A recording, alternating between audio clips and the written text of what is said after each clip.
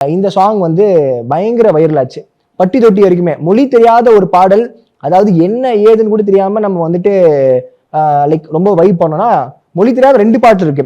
சீ சீ C C C சீ சீ அப்புறம் வந்துட்டு அந்த சீன்னு சொன்னாலே உங்களுக்கு தெரிஞ்சிருக்கும். அதாவது என்ன அவன் சொல்றாரு, அதாவது ஒரு லவ் ஃபெயிலியர் சாங் தான் நினைக்கிறேன். அந்த பையன் வந்துட்டு அந்த பொண்ணை நினைச்சு பாடிட்டு இருப்பாப்ல, இங்க இங்க இங்க இங்கன்னு பாடி நடந்து போயிட்டு பாடிட்டு இருப்பாப்ல. அதை ரீக்ரியேட் பண்றதுக்கு அதே காஸ்டியூமை வாங்கி அதே மாதிரி துண்டை போட்டு பயங்கரமா எல்லா இடத்துலயும் வந்து அந்த ஒரு பாட்டை ரீக்ரியேட் பண்ணாங்க. இன்னொன்னு இந்தோனேஷியால இருந்து வந்த பாட்டு, அண்ணன் பாத்தி அப்பா திட்டு தேனா அப்படின்ற ஒரு பாட்டு, மேடை கலைஞர்கள் வந்துட்டு பாடுவாங்க இல்லையா, அந்த பாட்டுலாம் பார்க்கும்போது வந்துட்டு வாவ் நல்லா இருக்கு. இங்க இருக்க பாட்டு ட்ரெண்ட் பண்ண மாட்டாங்க, ஆனா எங்கேயோ மொழி தெரியாத ஒரு பாட்டு எப்படியோ ஒரு விஷயத்துல வந்து ரேண்டமா இன்ஸ்டாகிராம் ஸ்க்ரால் பண்ணும்போது அது வந்துருது. அது ஆட்டோமேட்டிக்கா நம்ம ஃபீடே வந்து ரூல் பண்ணுதுன்னே சொல்லலாம். அது மட்டும் இல்லாம அந்த ஒரு பர்டிகுலர் ரீல பாக்குற எல்லாருமே அதே காஸ்டியூம் லைக் போட்டுட்டு அவங்களால என்னெல்லாம் முடியுமோ, என்ன கிரியேட்டிவ்னஸோட அந்த ரீலை கன்வே பண்ண முடியுமோ அப்படின்ற மாதிரி வச்சு ஏகப்பட்டது, குழந்தையா இருக்கட்டும் வயசானவங்களா இருக்கட்டும், லைக் போற இடங்கள் எல்லாமே அந்த அந்த ஒரு ஆடியோ வச்சு ஏகப்பட்ட ரீல்ஸ், கிட்டத்தட்ட பல லட்சம்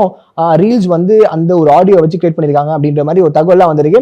அது மட்டும் இல்லாம இந்த அண்ணனை பாத்தி அப்படின்னு இருக்குல்ல, அதை வச்சு ஒரு டிஜே என்ன பண்ணிருக்காருன்னா அது ஒரு சாங்கை ரீமிக்ஸே பண்ணி கிட்டத்தட்ட யூடியூப்ல போட்டு 2 crore வியூஸை வந்து அட்டைன் பண்ணியிருக்காரு.